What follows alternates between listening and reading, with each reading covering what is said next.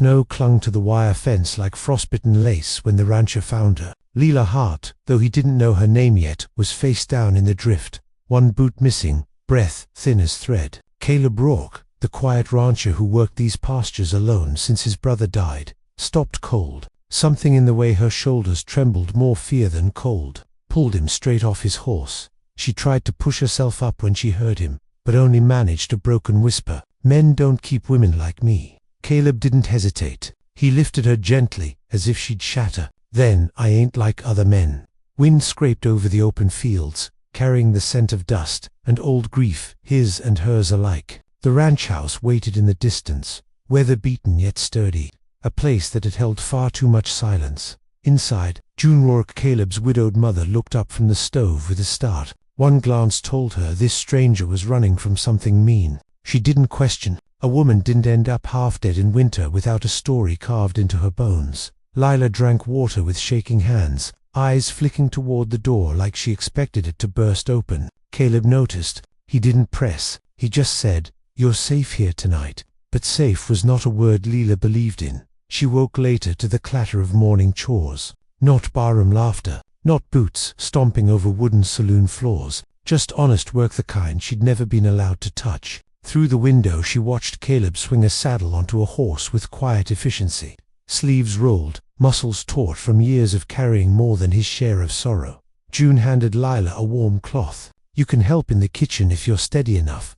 Her tone held neither pity nor suspicion, just invitation. Lila nodded, though her pulse hammered with old memories. She peeled potatoes slowly, wincing whenever the knife tapped the cutting board. June pretended not to notice the flinch, but Caleb did. He paused in the doorway longer than necessary, studying the fragile calm she tried so hard to hold. At midday, Leela stepped outside for air, gripping the porch post until her breathing steadied. A crow circled overhead, black, watchful, much like the man she'd fled from, Cyrus Dane, saloon owner and self-proclaimed keeper of her fate. His voice still echoed in her mind. "You belong to me, girl." Her stomach twisted. Caleb approached quietly, boots scuffing the dirt so she wouldn't startle. "Storm's coming," he murmured, though he wasn't talking about weather. His eyes searched hers, gentle but knowing. "You don't owe me your story, but you should know nothing that hurt you out there gets to walk into this house."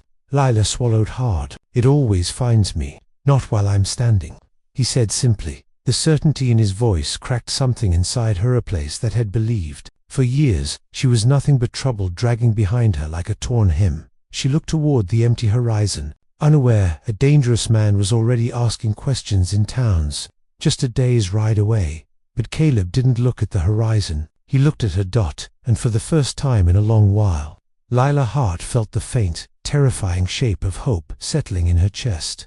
Morning drifted over the Rourke ranch in pale gold, carrying the smell of hay, cold earth, and the kind of quiet no saloon in the territory had ever known. Leela Hart woke slowly, expecting the scrape of chairs, drunken laughter, the sharp bark of orders. Instead, she heard the low rumble of a woman's voice, June Rourke, Caleb's mother, muttering about biscuits that refused to rise. The sound made Leela's chest tighten and loosen all at once. She forced herself upright, every muscle stiff from days of running. When she stepped into the kitchen, June didn't stare, didn't pry. She simply slid a cup of warm water toward her. "If you've got steady hands this morning, peel these." A simple request, a normal one. Lila accepted it like a lifeline. Her knife tapped the cutting board in uneven rhythms. Each time the sound snapped too sharp, she flinched. Saloon sounds lived in her muscles. She wasn't sure they'd ever leave. June noticed, though she hid it well, softening her movements so Lila could match a calmer pace.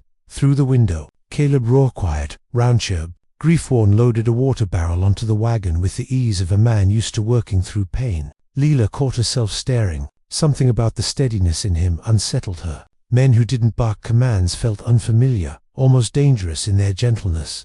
After breakfast, Leela ventured outside. The ranch spread wide around her, miles of open land, fences lined like ribs against the horizon. She pressed her palms to the porch railing, grounding herself. No perfume, no cigar smoke, no hands grabbing her uninvited. Just wind. Caleb approached from the barn, boots scuffing deliberately so she wouldn't startle. "You slept some?" It wasn't a question, just an observation, careful as everything he said. I didn't mean to, she replied. Suppose your body did, he said, wiping sweat from his brow. A quiet stretched between them, not uncomfortable, just unfamiliar. Lila swallowed. I should leave before my being here causes trouble. Caleb's jaw tightened, but his voice stayed calm. This ranch has seen worse trouble than one woman trying to keep breathing. He didn't press for more, didn't ask why she kept glancing toward the road, but she saw the flicker of understanding in his eyes. He knew hurt when it stood in front of him. Later, while she helped June hang laundry, a horse clattered past on the distant ridge. Lila instinctively ducked behind a post, pulse hammering. June paused, clothespin between her fingers. That's someone you know? Lila shook her head too quickly, then whispered, someone who might be looking. June didn't push. Well, you've got 4 walls and 2 rocks between you and whoever that is. But reassurance felt like a fragile blanket warm for a moment, before doubt seeped through. Lila spent the afternoon practicing quiet chores, sweeping the porch, folding linens, feeding chickens that eyed her with curious distrust. Ordinary tasks, each one reminding her she didn't have to dance, smile, or survive someone's temper to earn a meal here. Deputy Hollis Tate arrived near dusk, his badge catching the fading light. Caleb, he called, tipping his hat. Word is, a stranger's been moving between towns. Tall, expensive coat. Asking after a red-haired saloon girl. Lila froze so hard she felt her bones turn to glass. Caleb glanced at her, only long enough to see terror spark, then looked back to the deputy. Appreciate the warning, he said, steady as ever. When Tate rode off, Caleb stepped closer to her, not touching, just near enough she could steady her breath. Stay close to the house, he said quietly. You don't have to run, not from here. The fear in her chest pulsed like a second heartbeat. She didn't answer, but she stayed on the porch long after sunset, watching the horizon like something might rise out of it. And for the first night since arriving, she wasn't watching alone. Dawn broke in soft gray bands over the Rourke Ranch, the kind of morning that usually meant quiet work and slow thoughts. Lila Hart stood by the pump, sleeves rolled to her elbows, breath hanging pale in the cold air. She worked carefully, steadily, until June Rourke stepped outside with a basket of mending and noticed the tremor Lila tried to hide. Cold, June asked gently. Lila hesitated. Then, for the first time, she let a sliver of truth slip free. I wasn't running from debt or hunger. I was running from a man who thinks women are things. Cyrus Dane's name didn't leave her lips, but the shape of fear did. June didn't gasp, didn't pry. She simply nodded. Most of us got someone behind us we'd rather forget. She placed a hand on Lila's arm. Brief, steady. You're not the only one to come here scraped thin. Later, while hanging wet shirts along the line, Lila felt a strange warmth rise in her relief, mixed with dread. Speaking even one piece of her truth felt dangerous, like cracking a door she'd spent years barricading. Yet it also felt like breathing clean air after a lifetime of smoke. From the corral, Caleb Rourke watched her with quiet eyes. He'd come to check the fence posts, but found himself lingering. Lila's shoulders rested lower today. Her voice didn't hitch when she answered June. Something in her was softening, and something in him responded to it. By afternoon they worked side by side, repairing a loose fence rail. Caleb held the beam steady while Lila hammered nails with careful precision. Their hands brushed once. Both went still. Lila looked away first, heart thudding, but Caleb's voice remained steady as riverstone. You've lived through things that'd break most folks. She tightened her grip on the hammer. I don't want my past to poison your peace. You didn't poison anything, he answered quietly. It's the man who hurt you who did that. The words hit deeper than he knew. No one had ever separated her from her suffering. Not once, but a storm brewed beyond the peace of their shared work. Across 2 towns in a half-day's ride, Cyrus Dane studied a tattered ribbon. A drifter had sold him the same ribbon Lila used to tie her hair on stage. Recognition had struck him like whiskey fire. Now he rode with a smile too sharp to be called human. As the sun dipped, Deputy Hollis Tate rode up the lane again, dust rising behind him. Caleb, he said from the saddle, expression grave. More questions asked today. A man with a scar down his cheek said he's looking for a runaway saloon girl. The color drained from Lila's face. Caleb stepped closer immediately, not blocking her, but grounding her. She stays here, he said, voice low. Tate studied Lila with concern but didn't push for answers. Then keep watch. Trouble's headed this way. When the deputy rode off, Lila stood rigid, panic threatening to spill. Caleb didn't touch her, he knew better, but his nearness steadied her breath. "You're not alone anymore," he murmured. For the first time since she fled Dustwater, Lila wanted desperately to believe him. Dusk bled across the Bitter Ridge plains in long strokes of red. When the quiet finally shattered, Lila Hart was gathering eggs behind the barn, trying to steady her nerves after days of feeling watched. When the ground began to tremble under slow, deliberate hoofbeats, not the rhythm of a ranch hand, not a neighbor, this was a man arriving to claim something. Caleb Rourke stepped out from the barn at the same moment, jaw tightening the instant he saw the lone rider cresting the rise. Even from a distance, the rider's posture upright, arrogant, too sure of himself, set Caleb's teeth on edge. Cyrus Dane. Lila's blood froze so sharply, she nearly dropped the basket. She didn't need to see his face to know. She felt him like a storm she'd once lived inside. Cyrus slowed near the porch, sliding off his saddle with a swagger that didn't belong on honest land. "Afternoon," he drawled, barely glancing at Caleb. His eyes went straight to Lila, hungry, possessive, cruel. "There you are, girl." Had half the territory looking. Lila stepped back instinctively, breath shaking. Shame flickered through her, not for running, but for being found. Caleb moved before she could. The quiet rancher, usually soft-spoken, positioned himself between them with a steadiness that made the air shift. "State your business." Cyrus smirked. "My business is walking off this land with what's mine."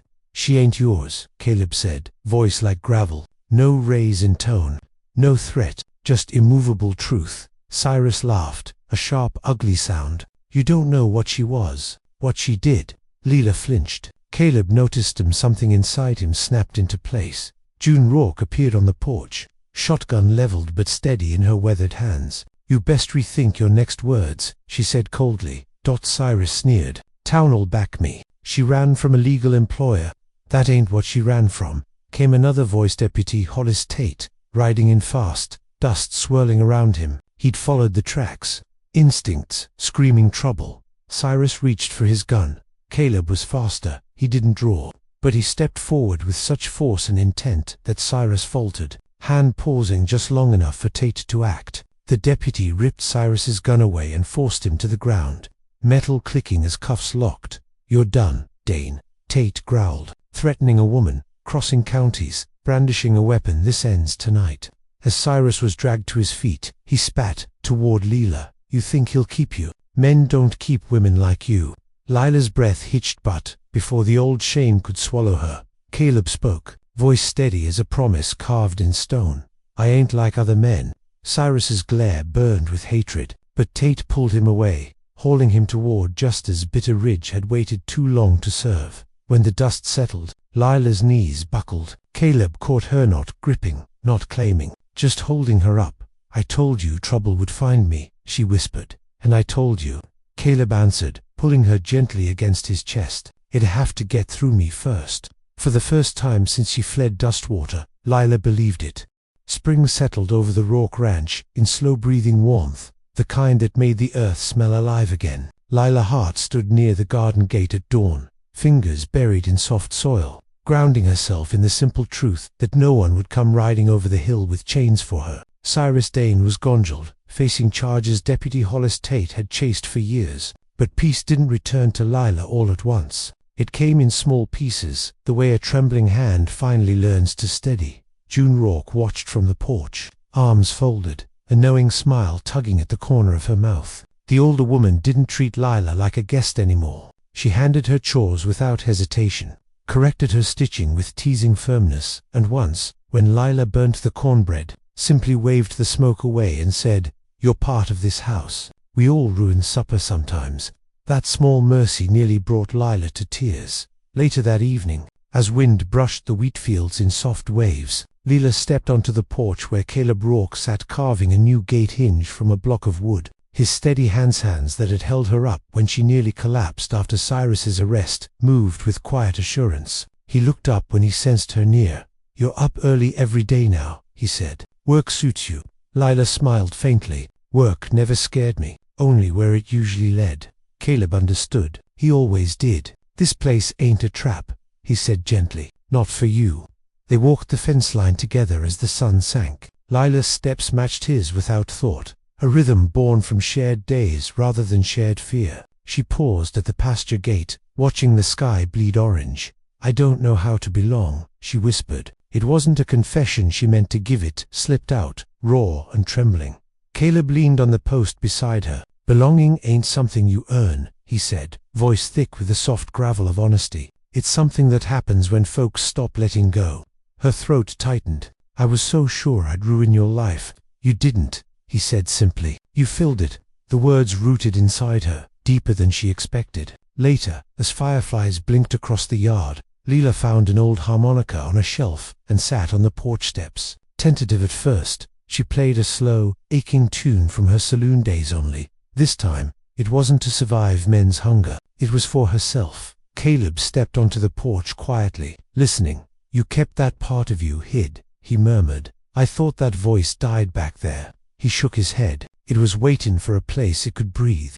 The night wrapped around them, soft and warm, and Lila realized she no longer felt like a ghost wearing borrowed days. She felt present, wanted alive. Caleb held the door open for her, not as a habit, but as a promise. When she crossed the threshold, she did it with steady steps, not as a runaway, not as a burden, but as someone choosing to stay.